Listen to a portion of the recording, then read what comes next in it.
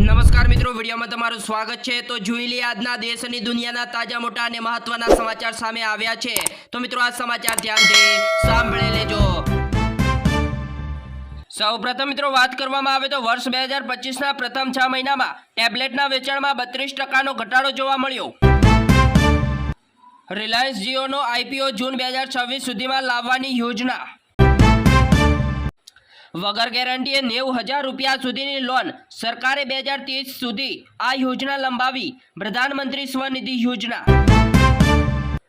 Dollar સામે રૂપિયો ગબડી પડ્યો 88.32ના ઐતિહાસિક તળિયે। મોંઘવારી આવનારા સમયમાં વધશે। ટ્રમ્પને એક જ દિવસમાં બીજો ઝટકો। કોર્ટ ટેરિફ બાદ ડિપોર્ટેશન અંગે આપ્યો મોટો ચુકાદો। અમેરિકામાં નવી તપાસ શરૂ થતાં ભારત સાથેના વેપાર સંબંધો બગડવાની આશંકા। 1.6 અબજ ડોલર દાવ પર। આ રીતે તો ગરીબ થઈ જઈશું। ટેરિફ અંગે કોર્ટે મોટો ઝટકો આપતા ટ્રમ્પનું પહેલું રિએક્શન। ચીને લોન્ચ કરી માણસોની જેમ વાત કરતી એક્સીઓ રોબોટ। એસસીઓ સમિટમાં રહેશે હાજર। જાપાનના વડાપ્રધાને પીએમ નરેન્દ્ર મોદીને આપી પ્રાચીન રત્ન ચંદ્રમણીથી બનેલું ખૂબ જ કિંમતી ગિફ્ટ। પશ્ચિમ આફ્રિકામાં મોટી દુર્ઘટના। દરિયામાં બોટ પલટતા 70 લોકોના મોતથી હડકંપ મચી ગયો। ઇઝરાયલની એર સ્ટ્રાઇકમાં હુતી વડાપ્રધાનનું મોત। અનેક મંત્રીઓ પણ જીવ ગુમાવ્યો। ડુપ્લિકેટ નહીં ઓરિજિનલ સીએમ જોઈએ। રાહુલ અને અખિલેશની હાજરીમાં તેજસ્વીએ ખુદને ગણાવ્યો મુખ્યમંત્રી ચહેરો।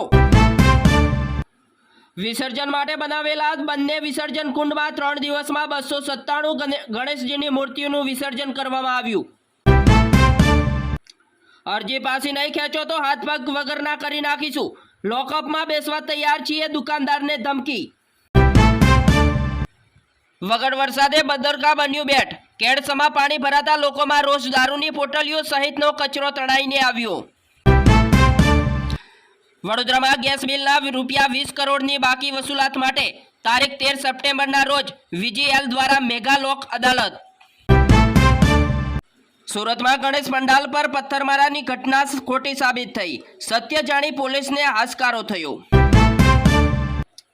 ભરૂચ પોલીસને જાણ વગર દુકાન અને મકાન બારોબાર ભાડે ચડાવી દેનાર 20થી વધુ માલિકો સામે જાહેરનામાનો ભંગનો ગુનો નોંધાયો।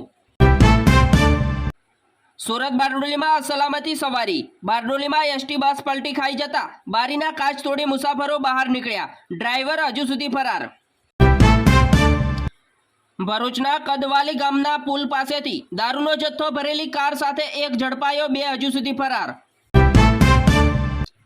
સાવલી વડોદરા રોડ પરથી કપચી ભરેલું ડમ્પર ગટરમાં ખાબક્યું, 3 દબાયા।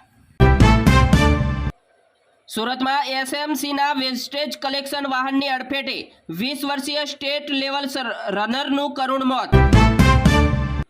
સરદાર સરોવર ડેમ 94% ભરાયો। હવે ઓવરફ્લો થવાની માત્ર 1.92 મીટર જ દૂર છે। વિજયનગરમાં ધબધબાટી વરસાદ। નદીના પાણી સ્કૂલમાં ફરી વળતા 25 વિદ્યાર્થી ફસાયા। સ્થાનિકોએ કર્યું રેસ્ક્યુ। જામનગરમાં લીમડા લેન વિસ્તારમાં મકાનમાં શોર્ટ સર્કિટના કારણે આગ લાગતા ભારે દોડધામ મચી। 9 લાખ રૂપિયામાં ઘરનું ઘર મેળવવાની તક। ગુજરાતના 13 શહેરોમાં પ્રધાનમંત્રી આવાસ યોજનાની કરી જાહેરાત। ગુજરાતમાં જન્મ મરણની નોંધણી માટે નવી સિસ્ટમ જાહેર। હવે ઈ ઓળખને બદલે કેન્દ્રના CRS પોર્ટલ પર થશે। રાજસ્થાનમાં 55 વર્ષની આદિવાસી મહિલાએ 17મા બાળકને જન્મ આપ્યો। ચંદ્રયાન 5માં જાપાન સામેલ થશે। ઇસરો સાથે કરી મોટી ડીલ। ચંદ્રયાન 5 મોકલવા માટે એક કરાર પર હસ્તાક્ષર કર્યા। જમ્મુ કાશ્મીરમાં રામબનમાં આગ ફાટ્યું। રિયાસીમાં ભયાનક ભૂસ્ખલનથી વિનાશ, 7 લોકોના મોત। દિલ્હીમાં કાલકાજીના મંદિરમાં સેવાદારની હત્યા। પ્રસાદ ના મળતા શ્રદ્ધાળુએ ઢોરમાર માર્યો હતો। બ્રિટનમાં સૌથી મોટી ટેક્સ ચોરી કેસમાં આરિફ પટેલને 9 કરોડ પાઉન્ડ ચૂકવવા આદેશ। ભાજપના ધારાસભ્ય વરસાદના પાણીના વહેણમાં વહી જતા હેમખેમ બચી ગયા। સિક્યુરિટી પણ તણાયો।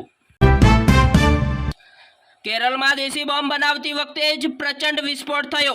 શરીરના ચીતડા ઉઠી ગયા. મકાન કાટમાળમાં પણ ફેરવાયું. બિહારમાં 10 વર્ષની બાળકી પર દુષ્કર્મ બાદ મૃતદેહને ઝાડ પર લટકાવી દીધો. હેવાન ઝડપાયો. મંદિરના પૈસા સરકારી નથી, ફક્ત દેવતાઓનો અધિકાર છે. તમિલનાડુ સરકારને હાઈકોર્ટનો ઝટકો.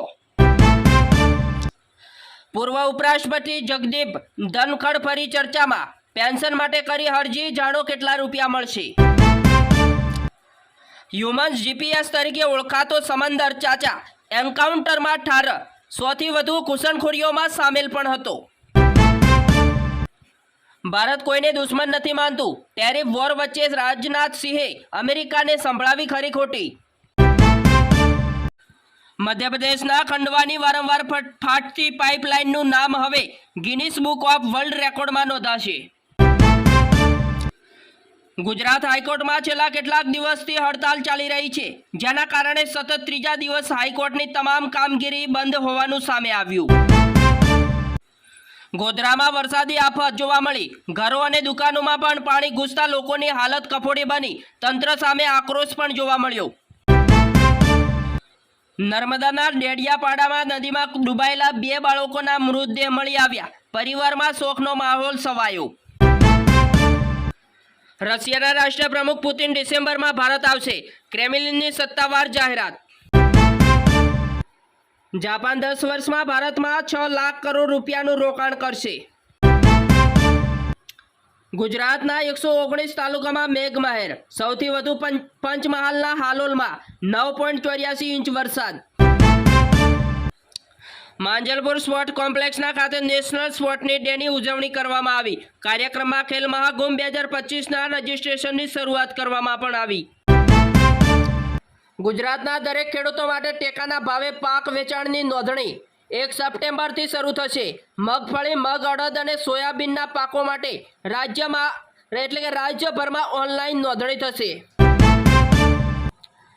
ટ્રમ્પના ટેરિફ વોર વચ્ચે ભારતને વધુ એક મોટો નિર્ણય. કોટન પર 3 મહિના સુધી નહીં લાગે ડ્યુટી. વર્ષ 2024માં કમોસમી વરસાદથી થયેલા નુકસાનીનું વળતર ચૂકવવામાં આવશે. ખેડૂતોને 11,000ની સહાય પણ મળશે. અંબાજીમાં સૌ પ્રથમવાર ભવ્ય ડ્રોન લાઇટ શો યોજવામાં આવશે. 400થી વધુ ડ્રોનના વિવિધ દ્રશ્યો શ્રદ્ધાળુઓને કરી દેશે મંત્રમુગ્ધ. ગુજરાતમાં વોટ ચોરીનો કોંગ્રેસનો આરોપ. કઈ 5 રીતે વોટ ચોરી થાય છે તેના પુરાવા પણ આપ્યા.